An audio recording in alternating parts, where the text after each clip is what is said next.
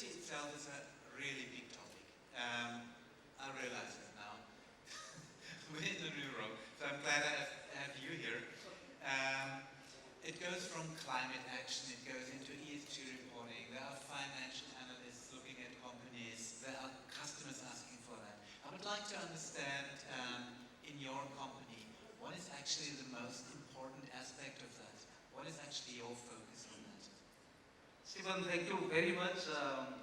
Basically, I'm also was eager to speak to you. You told that you have taken the role of Chief Sustainability Officer and you are realizing it is not an easy job. I have already realized it's not an easy job. The reason because the answer to your question lies that what the role of a Chief Sustainability Officer, in the sense that our job is to, I always call we are a sense maker in chief. What does it mean? We are expected to make sense of what's happening externally that can impact the business. Therefore, the business should change their strategy to become future ready. That's in substance. And to focus on exactly where JSW as a group and JSW Steel in particular, what are those external factors that is going to impact or started impacting where we need to get ready. I would broadly classify into three buckets: climate action, nature action, and equity action. These are the three broad areas which is really going to impact the business hard. But if I have to prioritize, if you look at in the metal industries or metal and mining industries, we are resource intensive, energy intensive, also being capital intensive. So that means the action what we take now, the impact is going to for a longer period. And that is where obviously our preparedness to mitigate the climate change and get prepared better is one of the most important factors that's impacting. And that's where we are getting ready. The next I told the nature action because I told that we are resource intensive. What does it mean? It means that we are dependent mostly on the nature for the raw materials and the impact we cause during our operations. So therefore you have to be mindful of both and we need to manage them well. Okay, that is interesting. I would have a follow-up question, if I may. Yeah. If you say climate action is probably the most burning issue on our industry, and I would, well, from the conversation with other players, I would agree. The discussion that I have with the Salzgitters and the others are exactly guiding into that direction. The question for me, though, is who are the external stakeholders that are driving that? Are these your customers? Is this a regulator? Is this a community where you operate? Who is actually making you do these things? I think all of them, but let me prioritize. Yeah. See, I always believe that the most of the impact comes where money is. And therefore the investor has a bigger say and influence. So the priority number one is investor driving climate actions. So second biggest is the customer, who will ultimately use our product. And for, we always tell that we exist for customer. So that will be the next influencer, the stakeholder who are driving. Regulator, yes. Specifically, if you look at the global scenario, because we have a, Paris Agreement, things are getting pushed. But of late, even in India, where we have a Ministry of Steel, which is driving these actions very fast. Just to keep informed, I think many of the audience may be aware that Ministry of Steel has taken an initiative and instituted 13 task force to work out a blueprint on green steel pathway for India. And identifying right from taxonomy till skill enhancement, including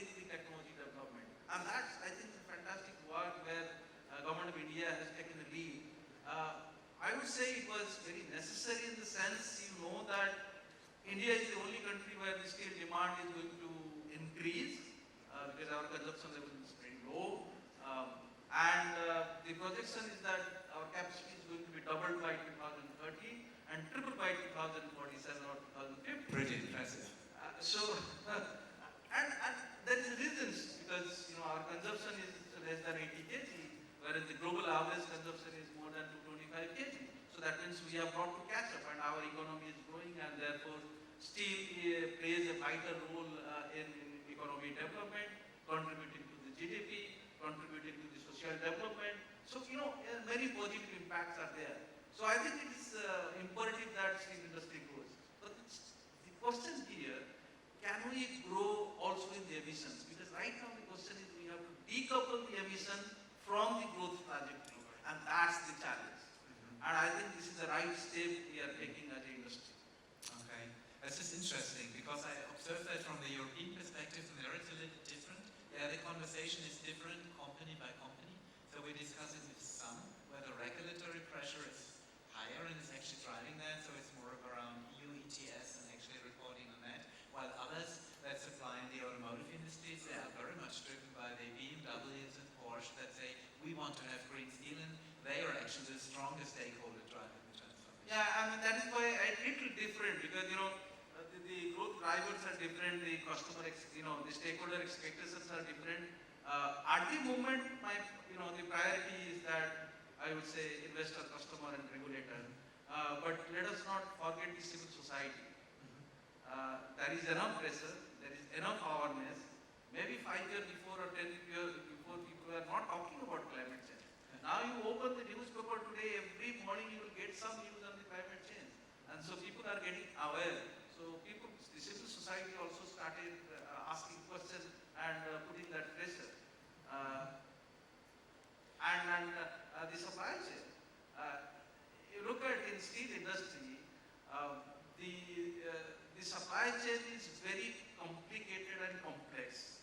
But most of the raw materials supplied by big players, and they have their own regulatory pressure in their own countries. For example, coking coal, if you take, which is a major input for making steel, India is all importing, and they are by the big players. And in their country, you are absolutely right. The number one stakeholder will be regulator, who is pushing down the changes. So obviously, we being their upstream emitters, because our emission is their scope 3, so they are also started putting pressure. So in a sense that I would think all the stakeholders are putting the right expectations before the steel industry or metal and mining industry in a larger scale. The CBAM, which is being implemented by Europe, is another example of how regulations being implemented in one of the geographies is going to have an impact on the productions in other geography. Yes. Like Indian steel industry is also going to get impacted. I'm sure the strategy will be different for different players in India, but that is definitely one of the drivers to further decarbonize and take climate action seriously. Yeah, I would agree. I mean, one thing I observed was on what you said on the public actually getting active. We've seen even people going into shareholder meetings and actually asking companies to get their act together and move. So, which is quite impactful. You see on the other side, what you mentioned about CBAM is interesting because we see CBAM, the EU started on that to basically have a carbon border tax to create kind of a level playing field. At least that's how the EU looks at it. We see now similar things happening in other countries as well. So this is kind of rippling forward. There is change. We see that. I'm curious about how it actually impacts you directly in the factory. What are you specifically doing about that? Are there any measures, are there initiatives that you very practically, not in theory, but really down in the factory? I'm an engineer, so what's happening? I mean, absolutely. Whether CBAM or not, at least in JSW, we are committed to climate actions. We have taken a target to reduce our emissions by 42% by 2030 from a baseline of 2005. Yeah. fact, that has become a driver of our changes. But then when you analyze that what you can do, should I shift the targets to a very future date and declare the net zero and wait for those Mr. Perfect technology to arrive to decarbonize, or we take action now and make changes with our existing asset? And that is where you ask me the right question. Exactly. What I am doing with my existing asset where investment is locked, and therefore I have to decarbonize my existing asset. In fact, our focus has been there. So the primary focus, if you look at what we are doing, we know energy transition is an economically feasible solutions for climate change mitigations. And that is where we are taking seriously to convert all our thermal electrical energy to renewable electrical energy. In fact, we are already in the implemented 225 megawatt of solar plant, which has started feeding to our steel plant. And by this year end, we will be completing 1 gigawatt, almost 958 megawatt of both wind and solar project. And we have estimated by 2030 we will be requiring almost 6 to 7 gigawatt of renewable energy. It's feasible, it's economically feasible. The challenge is RTC, which we are working out, and we hope in another 7-8 years we should be able to solve that problem, so that we completely eliminate the use of thermal coal for use in our steel industry. That's the lever one. The second lever, which is very important, is that how can we increase efficiency of our operations? When I say efficiency, it is not only about energy efficiency. It is the process efficiency. It is the productivity. How can I get more out of less? Because my assets are there, but am I sweating the assets to the full? And that is where we have taken a change management program for 1 year. We engaged one of the big consulting organizations to make those changes on ground. Okay. That how we can change the mindset of the people to see that the machine is available for full time, it's producing full time, and it's giving optimum. It not only gives you energy efficiency, it gives you process efficiency, and it is actually good for business. Just say so. Exactly. I think this is the point where actually the day-to-day started, where we say, okay, can we combine profitability and can we combine sustainability? Do they actually help each other, and can we drive them together? Sustainability is all about profitability. And here we have got result. Even we have seen in 1 year we run the campaign, the specific coal consumption has come down by 50 kg in a year. It's a significant saving. It's a significant improvement in the efficiency improvement. So that is one of the levers we are working out, that we know in our assets we will be using coal. I think for foreseeable period also we don't see complete elimination of coking coal. Even green hydrogen becomes feasible to be used. But then can we reduce those specific consumptions and thereby becoming more efficient, saving money for the company, and decarbonizing? So decarbonization will become a co-benefit of your focused efficiency improvement program. So that's the second lever we are working. And obviously, using the best available technology has always been in our strategy, and we are doing that. Circularity is another example of also efficiency improvement. Circularity doesn't mean only relying on the scrap and using that in the process, which is of course in US or Europe it's moving faster because the scrap availability is there. In India we have the scrap availability is very less. In fact, we are importing scrap. Yeah. So that is going to be a challenge. But thing is that what about the other material circularity? Can you use the carbon in the circular way as a reductant? And that's something we are working on. Well, that's interesting. But I gave an example a little earlier where I was showing basically a pilot of what we call industry symbiosis, where a salmon factory is generating carbon dioxide, and that is then consumed basically by a biorefinery combined with hydrogen, so that they basically create biofuels out of that. It's one example, but there are many others about how we actually can combine. Look at what's happening to our slags. We generate a lot of slag that is completely used for replacing clinker in the cement industry. Gas that is completely used for thermal generations. The chemicals which is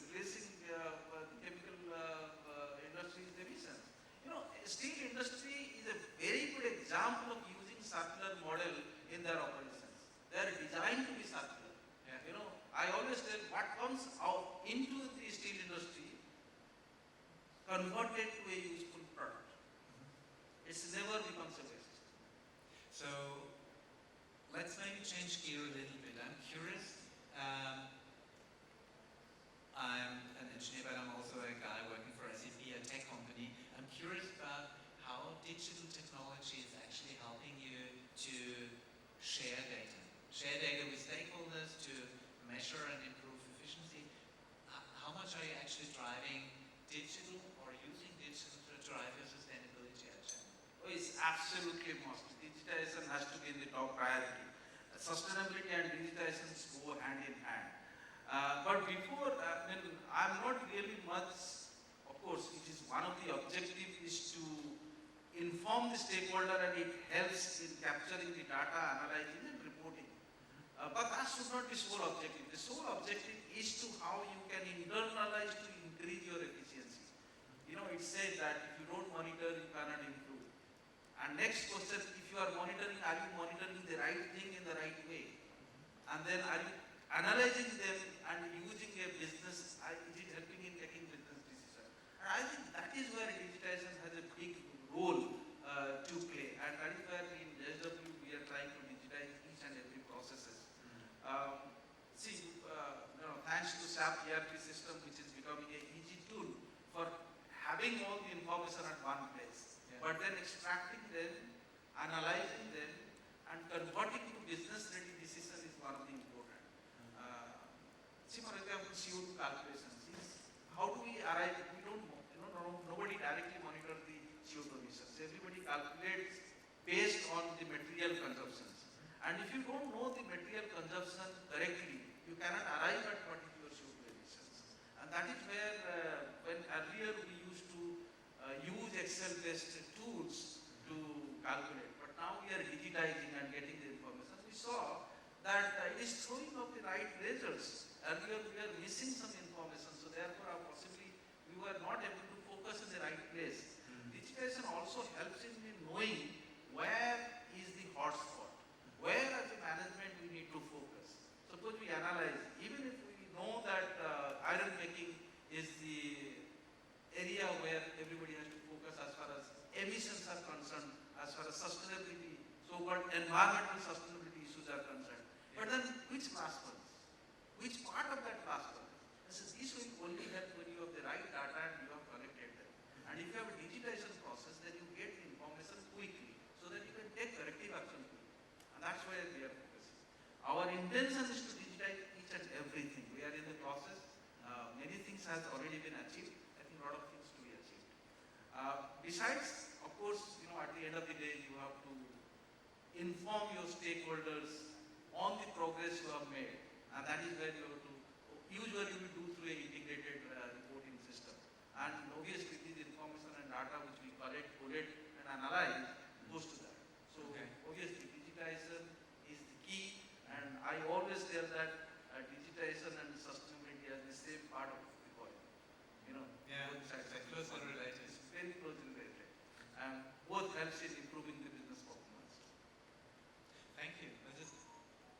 I would like to think and compare. I mean, I'm directly involved in a project with Salzgitter, one of the German steel producers, and there one of the aspects was they were able to calculate a corporate footprint, but actually breaking that down into a product footprint in an industry where you are in make to order, where everything is in flux. So it's actually has proven to be very difficult. They were not able to do that at the time. They were able to deliver a good, consistent, integrated report, but then they said, okay, first, if you want to drive decisions, and we are not just want to report to the outside, we actually need to get one level deeper. We basically need to bring sustainability back into EOP.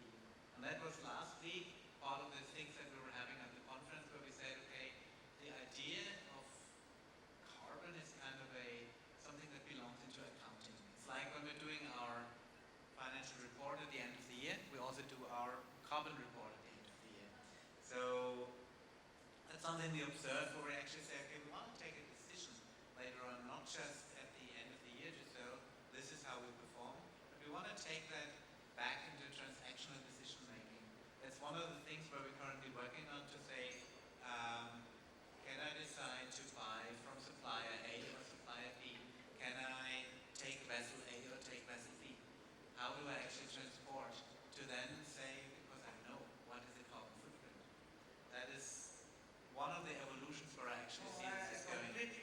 alignment with you, and that is where I always tell that the digitization process or the data and information that you should get on a real-time basis so that you can take corrective actions and make those corrections.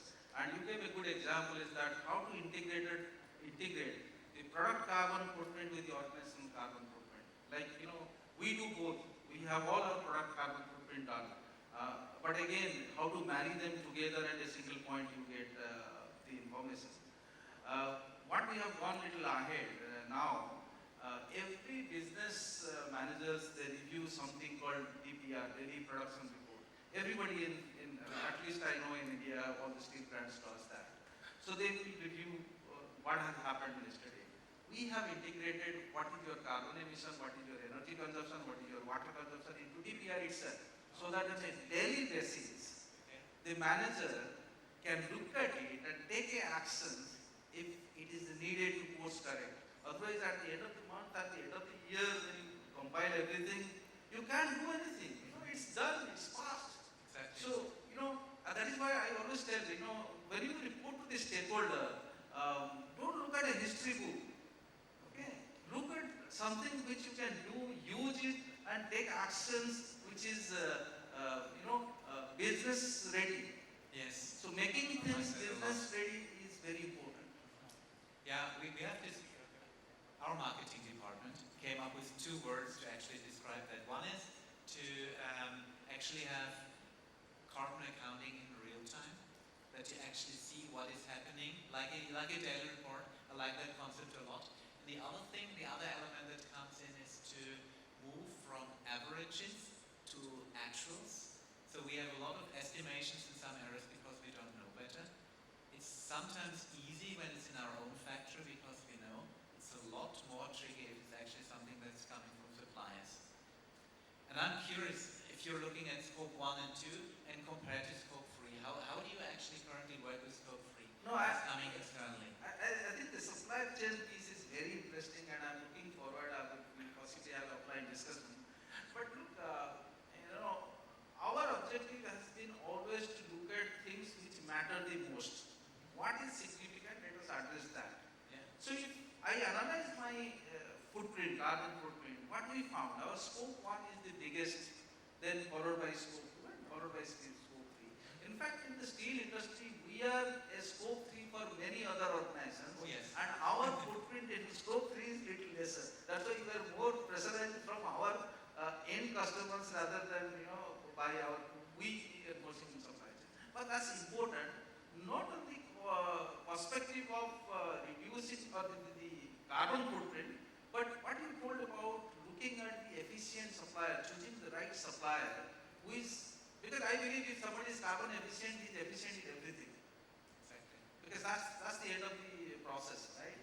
So how do you choose the right supplier who can be with you and you can be assured that it will reduce your footprint?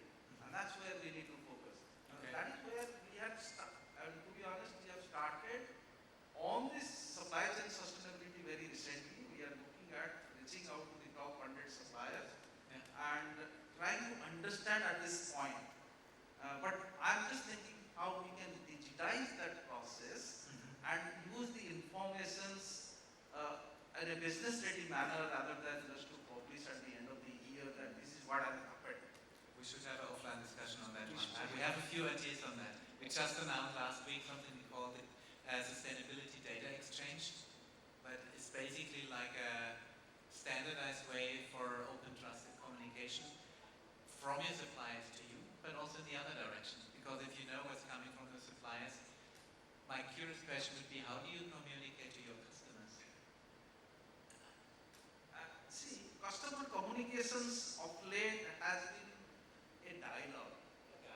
Yeah, I mean, it's earlier it used to be, you get a mail or you make a communication through your marketing brochure or you make through your websites or you make through your integrated report or annual report. But of late I am seeing it is becoming direct. More and more communications are happening. Of course, it is happening more with European customers than our Indian customers. It all depends on customers' focus and interest. Now, if you look at in that also more happening with the auto sector rather than the long So everybody will catch up, but things are moving faster, and it's having a regular conversations about. They are trying to understand where we are. They are trying to understand what our plans are. They are trying to understand where we want to head, and sometimes we are getting challenged that can you provide me this level of product with this level of emissions? And we have some serious customers pushing us in that direction. I can imagine. And I love that. I love that. Customer pushing you is a good situation, because they are the people who ultimately will consume my product. If they are asking something and I'm not taking actions, then we are not futuristic and possibly will not improve our business processes. So I love this dialogue process. So have a question on a discussion. And when I discuss with companies, it's around, is sustainability for you something that is we discussed it's an opportunity to save cost, to be more profitable. Is it actually also an opportunity to gain market share, to outcompete your competition, to basically say, hey, we are greener than the others and we can actually prove it? Or is that for you more a risk that is actually putting a burden on you and making your life more difficult? It all depends on, as an organization, how do you define sustainability for you.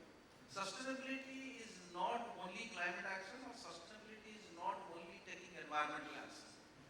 Our understanding is that sustainability is all about how you continue to prosper as a business for a longer period of time.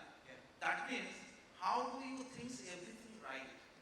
So therefore, if you look at our vision, in broadly telling that we should work in an environmentally, socially and ethically responsible way, doing enough that we leave sufficient resources for the next generation to meet their requirement.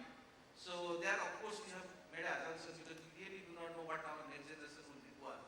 Because there we have assumed that the human rights of today's generation will remain same as human rights for next generation. And we should be able to demonstrate our progress. With all that, it's very important as a business that you continue doing business. What is the main purpose of your business? So therefore, today it might be climate action becoming important. Tomorrow water becoming important. Customers demand for less product, low carbon emissions steel is becoming important. Tomorrow it might change when we achieve those. So therefore we should be dynamic. So it all depends on the organization what sustainability means for you. So, final question. Do you think sustainability will become more important or less important? Very rhetorical question. I think sustainability has always been important, because as a business, everybody wants to be there, grow for a longer period of time. Now, if I read your question correctly, if environmental sustainability or what people understand normally is becoming, I think it is very important. It will be important. It's actually the job of us, we call chief sustainability officers, they try. We want to be a community, we want to grow. It's our job is that how you convince all the stakeholders within the organizations that this is an opportunity. But in the process, we have to manage the risk.